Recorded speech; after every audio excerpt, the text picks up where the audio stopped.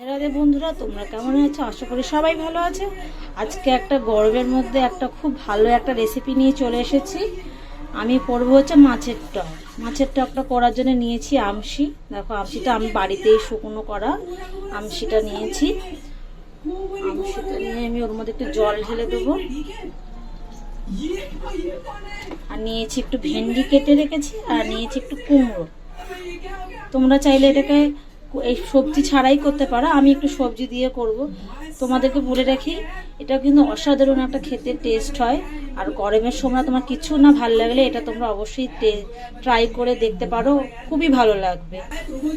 আর আমি একটা কড়াতে তেল দিয়ে দেবো। চলো তাহলে রেসিপিটা শুরু করি। দিয়ে দেবো কড়াতে ভেন্ডিটাকে একটু ভাজা করে নেব। শিলে আমি একটুখানি সর্ষে নিয়েছি, শিলে পেস্ট করে নেব।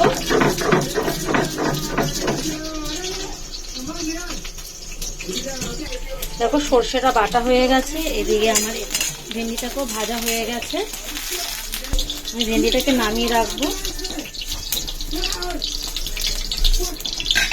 এখানে কুমড়োটাকেও সেম একটু ভেজে নেবো আমি। তখন এই আমশিটা যেটাতে ভিজিয়ে রেখেছি, এর মধ্যে দিয়ে দেবো একটু লঙ্কার গুঁড়ো, ঝাল পরিমাণ অনুযায়ী দিয়ে দেবো আমি হলুদ, দিয়ে দেবো নুন। দেখো, এদিকে আমার কুমড়োটা ভাজা হয়ে গেছে। আর দেখো, কেটে রেখেছি একটু টমেটো কুচি। আর সব থেকে টক করার মানে ইম্পর্টেন্ট জিনিস হচ্ছে মাছ। আমি একটা রুই মাছের পিস এটাকে ভেজে রেখেছি। তোমরা চাইলে এটাকে চিংড়ি মাছ হোক, যে কোনো মাছ দিয়ে তোমরা করতে পারো। আমার আজকে রুই মাছ ছিল, তাই রুই মাছটা দিয়ে করেছি। অসাধারণ টেস্ট। তোমরা অবশ্যই বারবার করে বলবো, তোমার টেস্ট করে অবশ্যই দেখবে। এদিকে কুমড়োটা আমার ভাজা হয়ে গেছে। ঠিক তলার করে দেখো, তেলটা করেছি, সেটাতেই দিয়ে দেবো দুটো শুকনো লঙ্কা, দিয়ে দেবো 5 ফোড়ন,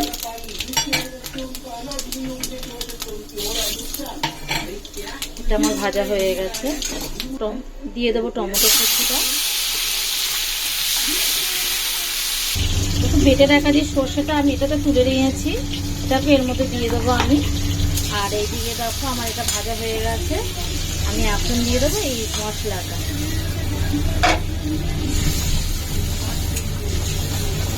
দেখো, আমার সর্ষেটা পুরো ভাজা, মশলাটা ভাজা ভাজা হয়ে এসছে। এখানে দিয়ে দেবো কুমড়ো আর ভেন্ডিটাকে, আবার একটু নাড়িয়ে নেব। আর হচ্ছে দেখো, আমি বাটিটাতে মশলা করেছিলাম, ওই বাটিতে একটু মশলা লেগে রয়েছে, ওটাতে আমি জল দিয়েছি। জলটা দিয়ে এটা ঢেলে দেবো এর মধ্যে। আর এটা যতক্ষণ একটু সেদ্ধ হবে ততক্ষণ এটা একটু ফুটিয়ে নেব। আর ফুটানো হয়ে গেলে আমি দিয়ে দেবো মাছ। দেখো, মাছটাকেও আমি দিয়ে দিয়েছি।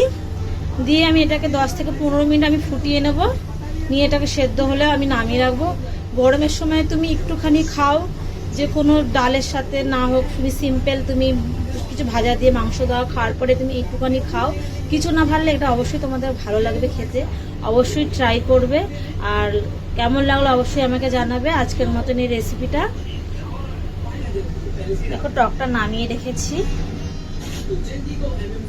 তাহলে আজকের মতন টাটা।